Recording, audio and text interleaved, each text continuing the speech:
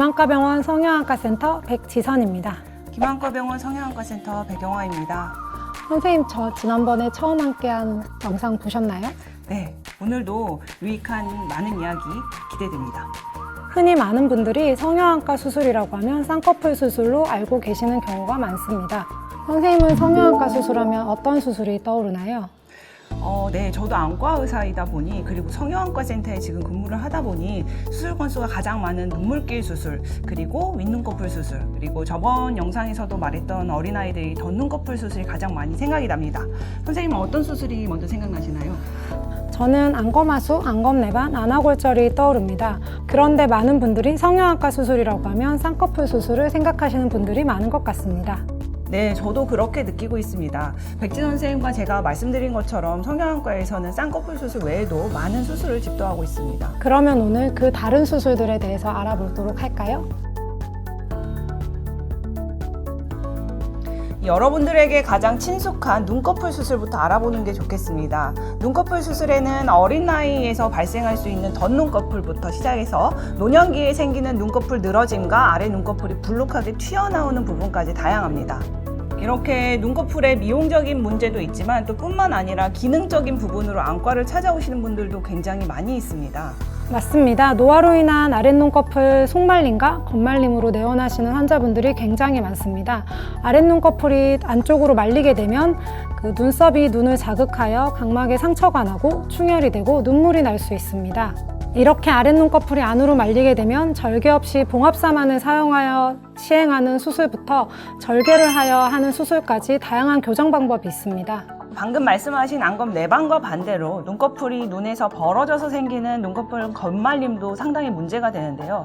이 눈꺼풀은 눈에 딱 부착이 되어 있어야 되는데 이렇게 눈꺼풀이 벌어짐으로써 눈이 시리게 되고 충혈되고 심하게는 상처가 나는 안 좋은 상황까지 발생할 수가 있습니다. 이런 경우에 적절한 수술을 통해서 이런 고통에서 벗어나시는 것뿐만 아니라 눈꺼풀이 벌어지면 이 눈물점이 눈에서부터 떨어지기 때문에 눈물 흘림도 굉장히 심하게 돼요. 이런 걸 모두 교정함으로써 삶의 질을 개선시키기를 바라겠습니다.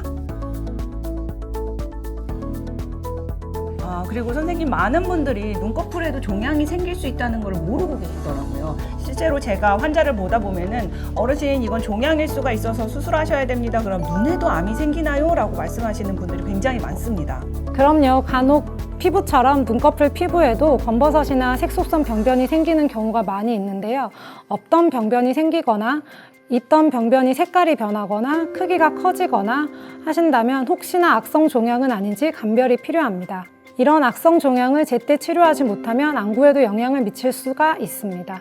이렇게 젊은 환자분들과 다르게 어르신 같은 경우에는 나이 먹으면 다 그렇지 하고 방치하시는 경우가 있는데 이 간단한 점이나 병변을 제거하고 조직 검사만으로도 해결이 될 문제를 오랫동안 묵혀오시는 바람에 큰 공사를 치르게 되셔야 되는 경우가 있어요. 그런 경우에는 눈꺼풀 병변뿐만 아니라 그 주변에 있는 전이 가능성이 있는 눈꺼풀 피부, 그리고 심지어는 안구까지 제거하셔야 되는 경우가 있어서 굉장히 마음이 좋지 않습니다. 작은 점이라도 없던 병변이 생기거나 색깔이 변하거나 크기가 커진다면 반드시 안과를 찾으셔서 진료를 받으시길 바랍니다.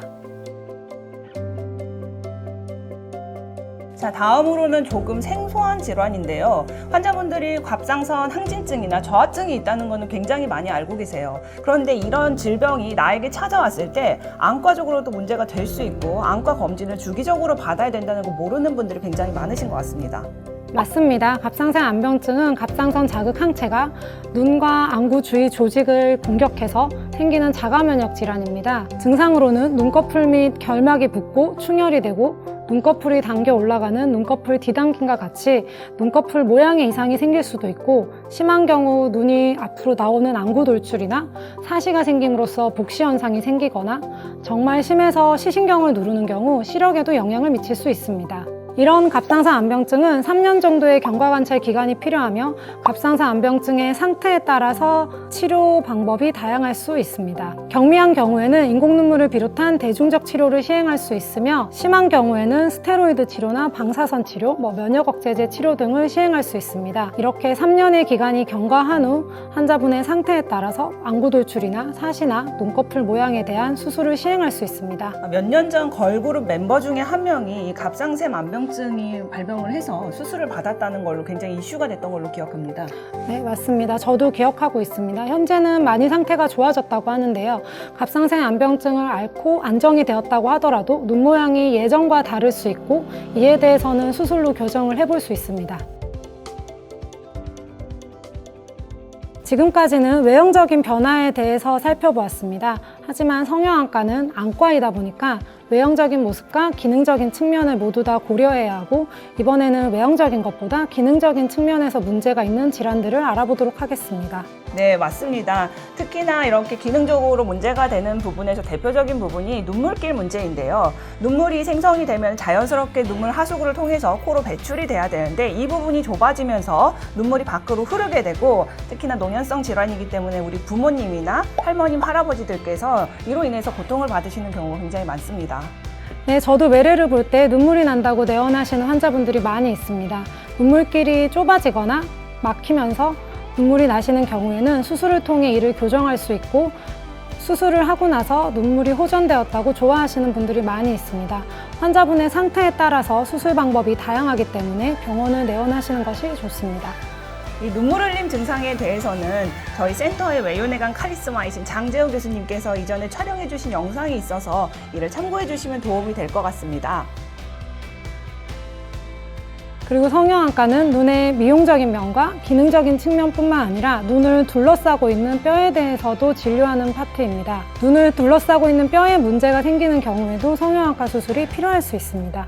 이 눈을 둘러싸고 있는 뼈는 굉장히 얇기 때문에 작은 충격에도 쉽게 골절이 될 수가 있습니다. 그런데 이 골절이 있다고 해서 모든 상황에서 증상이 일어나는 건 아니기 때문에 진단은 CT 같은 영상 촬영이 동반되어야 가능하므로 반드시 안과에 내원하셔야 됩니다. 안아골절이 심하지 않으면 수술을 하지 않고 지켜볼 수 있습니다. 안아골절 부위가 작고 복시가 없고 안구운동 장애가 없는 경우에는 골절 주위의 조직들의 부종이 가라앉으면서 증상이 호전될 수 있습니다. 하지만 눈을 움직이는 근육이나 주위 조직이 골절 부위에 낀 경우 안구운동 장애가 생기고 복시가 생길 수 있으며 주변 조직에 끼지 않아도 골절 범위가 크다면 안구암몰이 될 수 있기 때문에 수술이 필요할 수 있습니다. 그리고 골절도 중요하지만 그 골절을 시킬 만큼 큰 충격이 가해진다면 당연히 눈에도 큰 충격이 가해지기 때문에 이 CT로 골절을 확인하는 것뿐만 아니라 눈 자체도 괜찮은지 신경도 확인하시는 것을 꼭 추천드립니다.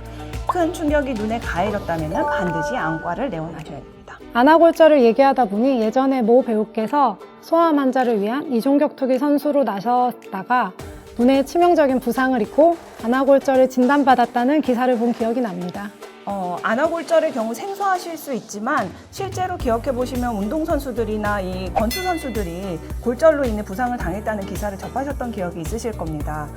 이런 특별한 사람들 뿐만 아니라 우리가 야외 활동을 하거나 아니면 우리가 가벼운 운동을 하다가도 이런 경미한 외상에도 골절이 발생할 수가 있으므로 꼭 기억하시길 바라겠습니다. 아이들의 경우 안아골절이 생기면서 그 골절 부위에 근육이나 주변 조직들이 끼면서 안구운동 장애를 일으키는 경우가 많아 수술이 필요한 경우가 대부분입니다. 네, 이렇게 아이들의 경우 증상이 심한 경우도 있고 가벼운 경우까지 다양한데 심한 경우 구토라던가 어지러움을 호소해서 어머니가 바로 병원에 데리고 오실 수도 있지만은 어느 정도 자기가 참을 만하다 싶으면은 이건 혼날까봐 어머니한테 말을 안 해서 치료의 시기를 놓칠 수도 있습니다. 그래서 부모님의 좀 더 세심한 관찰이 필요합니다. 오늘은 미용을 위한 쌍꺼풀 수술 외 성형외과 수술에 어떤 것들이 있는지 알아보았습니다. 성형외과 센터에 이렇게 다양한 눈 수술이 있다는 건 모르셨겠죠? 네, 많은 도움이 되셨을 것 같습니다. 이처럼 시력에는 직접적인 영향이 없지만 삶의 질을 저하시킬 수 있는 여러 가지 문제들을 저희가 담당하고 있으니까요. 오늘 말씀드린 부분에 대해서 고통받으시는 분들은 꼭 저희에게 찾아와 주시길 바라겠습니다. 선생님과 저 모두 환자들의 아름다운 눈을 지키기 위해 노력하겠습니다. 여러분의 눈 건강 해피아이 김한과 병원이 함께하겠습니다. 감사합니다. 감사합니다.